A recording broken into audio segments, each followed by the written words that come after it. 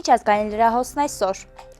Ուկրաինայի նախագահ Վլադիմիր Զելենսկին հայտարարել է հրադադարի 30 օրերը նրա համար են, որ իրենք թղթին հանձնեն համաձայնեցված բոլոր քայլերը, անվտանգության երաշխիքների բոլոր ձևաչափերը, այն երաշխիքների, որ կգործեն Ուկրաինայում պատերազմի ավարտից հետո։ Այս մասին նա ասել է այսօր միջազգային լրատվամիջոցների ներկայացուցիչների հարցերին ի պատասխան։ Զելենսկին ասել է, որ այժմ Ռուսաստանից է կախված, ուզում են կրակը դադարեցնել, թե ոչ։ Ուկրաինայի նախագահը խոսել է նաև բանակցություններում կարմիր գծերի մասին։ Զելենսկին ընդգծել է, որպես նախագահ պարտավոր է չխախտել սահմանադրությունը, ռուսական օկուպացիայի տակ հայտնված ուկրաինական հողերի մասին մոռանալ չեն կարող։ Հիշեցնենք, նախորդին Սաուդյան Արաբիայում Ջիդայում տեղի ունեցած բանակցություններում Ուկրաինան համաձայնել է ընդունել անհապաղ 30-օրյա հրադադարի մասին ԱՄՆ-ի առաջարկը։ Կրեմլի խոսնակն էլ ասել է, որ ոչինչ մեկնաբանել չեն կարող, քանի դեռ ԱՄՆ-ից չեն ստացել մանրամասն տեղեկատվություն Ջիդայում անցկացված բանակցությունների վերաբերյալ։ Ռուսական բանակի հյուսիս զորախմբի ստորաբաժանումները հարձակողական գործողությունների ընթացքում վերահսկողություն են սահմանել Կուրսկի մարզի 12 բնակավայրերի վրա, որոնք գրավվել էին Ուկրաինայի զինված ուժերի կողմից։ Այդ մասին ասվում է Ռուսաստանի պաշտպանության նախարարության ամփոփագրում։ Խոսքը Դմիտրուկով, Զագուլևկա, Իվալովսկի, Կոլմակով, Կուբատկին, Մարտինովկա, Միխայելովկա, Պրավդա եւ Յուժնի բնակավայրերի մասին է։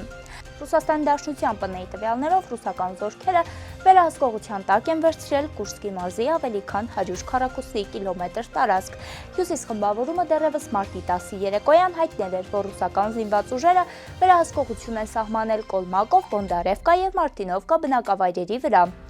Ռուսական զորքերը մարտի սկզբից Կուրսկի մարզում հաջող հարձակողական գործողություններ են իրականացնում Ուկրաինայի զինված ուժերի դիրքերի ուղղությամբ։ Մասնավորապես մարտի 8-ից 9 ռուսական բանակը կարողացել էր վերահսկողություն սահմանել 7 բնակավայրերի վրա։ Միացյալ Նահանգները վերականգնել է հետախուզական տվյալների տրամադրումը Ուկրաինային, այս տեղեկությունը հաստատել է ԱՄՆ ազգային հետախուզության տնօրեն Թուլսի Գաբարդը։ Նախագահի ցուցումով դադարեցումը ավարտել են, գրել է Գաբարդը X-ի իր էջում։ Իր հերթին ամերիկյան Maxar Technologies ընկերությունը Ուկրաինայի համար վերականգնել է արբանյակային պատկերների հասանելիությունը։ Ընկերությունն այդ հնարավորությունը փակել էր մարտի 7-ից։ Ուկրաինայի զինվորականներն այս տվյալները օգտագործում են ռուսական օբյեկտները խոցելու համար։ ԱՄՆ-ն նաև զենքի մատակարարումն է վերականգնել Ուկրաինային։ Այս մասին հայտնել է Լեհաստանի արտաքին գործերի նախարար Ռադոսլավ Սիկորսկին։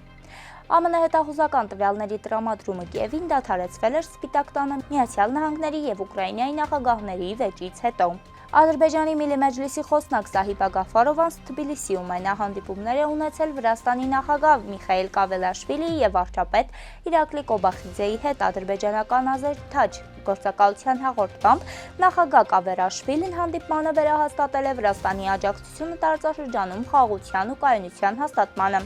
Կոբախիձեն էլ իր հերթին նշել է, որ Թբիլիսին պատրաստ է նպաստելու ապագայում տարածաշրջանում խաղաղության եւ բարգավաճման ապահովմանը։ Բացի այդ, ադրբեջանական կողմի հաղորդման վարչապետ Կոբախիձեի հետ հանդիպմանը Գաֆարովան քննարկվել է Բաքվի եւ Թբիլիսիի միջև ռազմավարական գործընկերությանը, համատեղ տարածաշրջանային նախագծերի իրականացմանը եւ տնտեսական համագործակցությանը վերաբերող հարցեր։ Թուրքիայի ազգային պաշտպանության նախարար Յաշար Գյուլլերը Ջիդայում հանդիպել է Սաուդյան Արաբիայի պաշտպանության նախարար Արքայազն Հալիդ բին Սերմանի հետ։ Հանդիպման ընթացքում նախարարները քննարկել են երկկողմ հարաբերությունները, համատեղ համագործակցության հնարավորությունները ռազմական ոլորտում։ Կողմերը նաև անդրադարձել են տարածաշրջանային եւ միջազգային վերջին զարգացումներին, ինչպես նաև քննարկել անվտանգության ու կայունության ապահովմանն ուղղված ջանքերը։ Երկու երկրների պաշտպանության նախարարները նաև բանակցել են ռազմական ոլորտում երկկողմ համագործակցությունը ամրապնդելու հարցերի շուրջ։ Դե ինչ, այսօրվա համար այսքանը, կհանդիպենք վաղը։